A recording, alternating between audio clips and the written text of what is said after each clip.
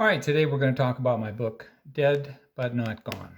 Hollywood's legendary blonde returns from the grave. This is a story about, we all know her, Marilyn. And in 1962, Marilyn died apparently by suicide, taking sleeping pills. A very controversial and questionable death.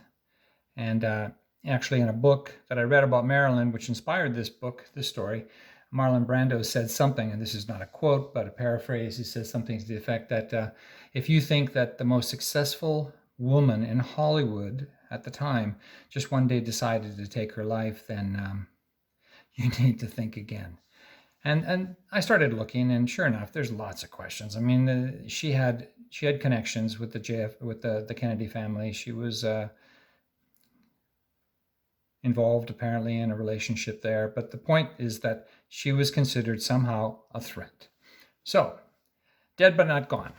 What's it about? Well, it's about Marilyn coming back to life 50 years later.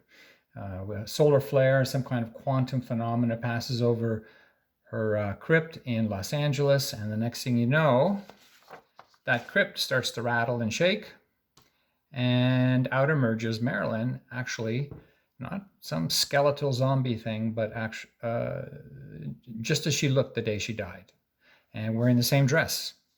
But she's confused. She has no idea what's going on, so she wanders the streets of Hollywood that night until somebody sort of befriends her and takes her to his daughter's place. And after a while, Marilyn starts to reconcile that she's gotten a second chance on life. She doesn't know why. She just knows that she has a chance.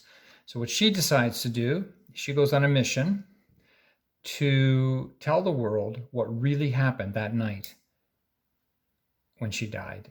And of course, there's some thrill rides in this. It's romantic, it's satirical, it's a comedy, but it is a thriller because she goes up against some ominous characters, and people don't want that story to come out, and some do, but for other reasons.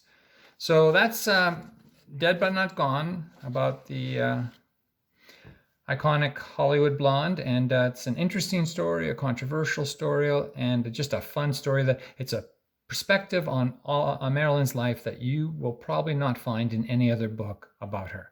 So there you go, Dead But Not Gone. Thanks for listening.